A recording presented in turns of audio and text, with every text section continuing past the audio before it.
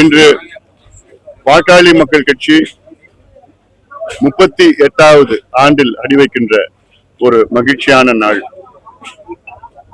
38 ஆண்டுகளுக்கு முன்பு மருத்துவர் ஐயா அவர்களால் தொடங்கப்பட்ட கட்சி சமூக நீதி, மது ஒழிப்பு, அனைவருக்கும் தரமான இலவச கல்வி, இலவச மருத்துவம், வேலைவாய்ப்பு, சுற்றுச்சூழல் பாதுகாப்பு, நீர் மேலாண்மை, வேளாண் பிரச்சனைகளுக்கு தீர்வு, அனைத்து விளை பொருட்களுக்கு விலை நிர்ணயம் உட்பட தமிழ்நாட்டின் சமூக நீதி, இடஒதுக்கீடு பிரச்சனைகளுக்காக தொடங்கப்பட்ட கட்சி பாட்டாளி மக்கள் கட்சி.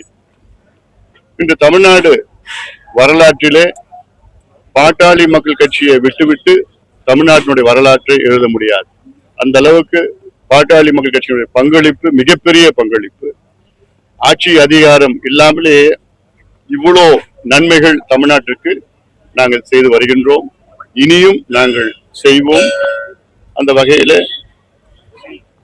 பாட்டாளி மக்கள் கட்சி மிக வேகமாக தமிழ்நாட்டின் மக்களுக்காக, தமிழ்நாட்டின் பிரச்சனைகளுக்காக போராடி, இது காவிரி பிரச்சனை, மேகதாது பிரச்சனை, பள்ளிக்கரணை சதுப்பு நிலம் பிரச்சனை, அப்படி வேற எந்த ஊழல் பிரச்சனை, கனிம வள கொள்ளையிலிருந்து, மணல் கொள்ளையிலிருந்து தொடர்ந்து எங்களுடைய நிலைப்பாட்டை அழுத்தம் கொடுத்து, மக்கள் அரசுக்கு அழுத்தம் கொடுத்து அதற்கு தீர்வுகள் கொண்டு வருகின்றோம். சார், இப்ப மேகதாது பிரச்சனைக்கு அனைத்து கட்சி கூட்டணும், ஆளும் அரசு சீக்கிரம் இந்த கூட்டலாம் எதிர்பார்க்கிறாங்க. அது அவசியமா முதலமைச்சர் விஜய் அவர்கள் செய்ய வேண்டும்.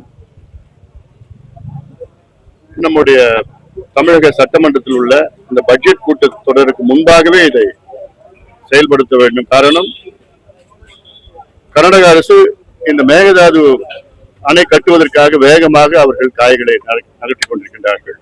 அங்கே அத்துணை கட்சிகளும் ஒன்றாக சேர்ந்து எப்படியாவது அந்த அணையை கட்டியே தீர்வோம் என்று ஆய்வுகளை நடத்தி கொண்டிருக்கிறது கர்நாடக அரசு.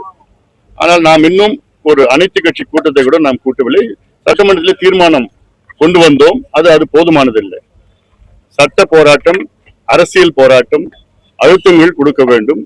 அதற்கு அத்துணை கட்சி தலைவர்களும் அத்தனை சட்டமன்ற நாடாளுமன்ற உறுப்பினர்களை டெல்லிக்கு அழைத்து சென்று பிரதமர் அவர்களை சந்தித்து, நீர்வளத்துறை அமைச்சரை சந்தித்து, ஒரு பக்கம் அரசியல் அழுத்தம் கொடுக்க வேண்டும், மற்றொரு பக்கம் பல்வேறு வகையான வழக்குகளை போட வேண்டும். அதாவது சுற்றுச்சூழல் சம்பந்தமான வழக்கு, குடிநீர் சம்பந்தமான வழக்குகள், ஏன்னா பாதிக்கப்பட்ட மக்கள் எங்கெங்க பாதிக்கப்படுறாங்களோ அது இல்லாமல் விவசாய சம்பந்தமான வழக்குகள், ஒப்பந்தம் சம்பந்தமான வழக்குகள், காவிரி நடுவர் மன்றம் தீர்ப்பு சம்பந்தமான வழக்குகள், உச்ச நீதிமன்ற தீர்ப்பு சம்பந்தமான வழக்குகள், இப்படி எல்லாம் பல வழக்குகளை தொடர்ந்து போட்டுக்கிட்டு அதை அப்படியே அதை நிறுத்தணும். அந்த திட்டத்தை நிறுத்தி ஆக வேண்டும். மேகதாது விவகாரத்திலேயே ரொம்ப தீவிரமா இருக்காங்க கர்நாடகா. நீங்க சொல்ற மாதிரி எல்லாரும் சந்திக்கிறதா இருக்கட்டும், அனைத்து கட்சிகளும் சேர்றதா இருக்கட்டும், அரசு ஒரு கடிதம் எழுதுறதோட சட்டமன்றத்துல தீர்மானம், கடந்த காலங்களையும் அதே பேட்டர்ன் தான் ஃபாலோ பண்ணப்பட்டு ஒரு தீர்மானம் போடுறதா இருக்கட்டும், ஒரு கடிதம் எழுதுவதாக இருக்கட்டும், இந்த அரசும் தொடர்ந்து இது பண்றப்போ ஒரு மெத்தாஜிக்காரங்க அவங்க அதை ஒரு சுணக்கம் ஏற்படுதா, இல்ல அவங்க தீவிரமா இல்லையா மேகதாது அணை கட்டணத்துல எதிர்ப்பு தெரிவிக்கிறது? அமைச்சர்கள் யாரும் சந்திக்கலன்னு அதுதான் இப்ப செய்யணும். தமிழ்நாட்டோட முதன்மை பிரச்சனை இந்த மேகதாது அணையை கட்டக்கூடாது, கர்நாடகா கட்டக்கூடாது. ஏன்னா கர்நாடகா அவர்கள் அந்த அணையை கட்டிவிட்டால் நம்மளால எதுவும் செய்ய முடியாது. கட்டிவிட்டால் மட்டும் இல்ல, அடிக்கல் நாட்டினா போதும், நம்ம தடுக்க முடியாது.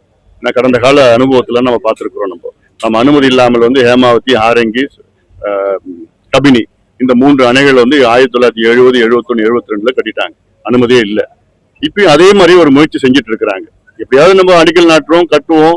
ஏன்னா மத்திய அரசு கர்நாடக அரசை தான் ஆதரிக்கும். பிஜேபியில மத்தியில் இருக்கிற பிஜேபி கர்நாடகாவை தான் ஆதரிக்கும். ஏன்னா அவங்க வருகின்ற தேர்தல் 2028 கர்நாடகாவில் தேர்தல் இருக்கு. அந்த தேர்தலில் பிஜேபி அவங்க அடுத்தது ஆட்சிக்கு வரணும்னு மத்திய இருக்கின்ற பிஜேபி அரசுக்கு எண்ணம். அதனால மேகதாது அவங்க தடுத்து எதிர்க்க மாட்டாங்க. அதை நம்ம புரிஞ்சுக்கணும். அது காங்கிரஸும் எதிர்க்காது, பிஜேபியும் எதிர்க்காது. அதனால இதுல இன்னும் அவசரம் காட்டணும். முதலமைச்சர் அவர்கள் இதுல தமிழ்நாட்டினுடைய முதன்மை பிரச்சனையா இன்னைக்கு அதை பார்த்து ஒரு தீர்வு, சட்ட போராட்டம், அரசியல் போராட்டங்கள் செய்யணும். சார், ஊடகவியலாளர் விஜயன் அவர்களை காவல்துறையினர் விசாரணைக்கு அழைத்திருக்கிறாங்க. அதே போல் செல்போன் அவர்கள் பரிசீலிக்க சொல்றாங்க. எனக்கு அதை பத்தி தெரியல. தெரிஞ்சுன்னா நான் கருத்து சார் இப்ப சொல்றேன். பாமக எனக்கு நீங்க சொன்னப்பதான் எனக்கு தெரியும் சார். சார் பாமக முன்னாள் எம்எல்ஏ அருள் வந்து சாக்கடை அப்படின்னு விமர்சிச்சிருக்கீங்க. உங்க அப்பா கூட சேர்ந்துதான் நாங்க இப்ப வந்து சாக்கடையா மாறிட்டோமா அப்படின்னு சொல்லிட்டு உங்களை தலைவரா நாங்க ஏற்றுக்கொள்ள மாட்டோம்னு சொல்லிட்டு கடுமையான விமர்சனம் இருக்காரு. ஓராண்டிற்கு முன்பு எங்கள் கட்சியினுடைய அடிப்படை உறுப்பினரிலிருந்து நீக்கப்பட்டிருக்கின்றார். அதை பற்றி பேசுவது கிடையாது. அதே போன்று 38வது ஆண்டு தொடக்கம் கடந்த ஒரு வருடமாக பாமக நடைபெற்ற உட்கட்சி பிரச்சனைகளாக இருக்கட்டும், தொண்டர்கள் மத்தியில இருவேறு அணிகளா பிரிஞ்சிருந்தாங்க, இருவேறு இதா செயல்பட்டுக்கிட்டு இருந்தாங்க பாமக நிறுவனர் தலைவர்களையும் தலைவர்களையும். ஸோ இப்ப ஒன்றிணைந்துட்டீங்க, இனிமேங்கிற அந்த பிரச்சனைகள் எல்லாம் சேரப்படுமா? பிரிந்து அவங்க ஐயா சைடு இயங்குனவங்களுக்கு வந்து பொறுப்புகள் வழங்கப்படுமா? அவங்க எந்த மாதிரியான அரசியல் எதிர்காலத்தை நோக்கி இருக்க போறாங்க பாமக? இது எங்க உட்கட்சி பிரச்சனை. இது எங்களுக்குள்ள நாங்க பேசி தீர்வு கொண்டு வருவோம். நீங்க தமிழ்நாட்டு பிரச்சனையை பத்தி ஊடகம் நீங்க கேளுங்க, நான் சொல்றேன். நான்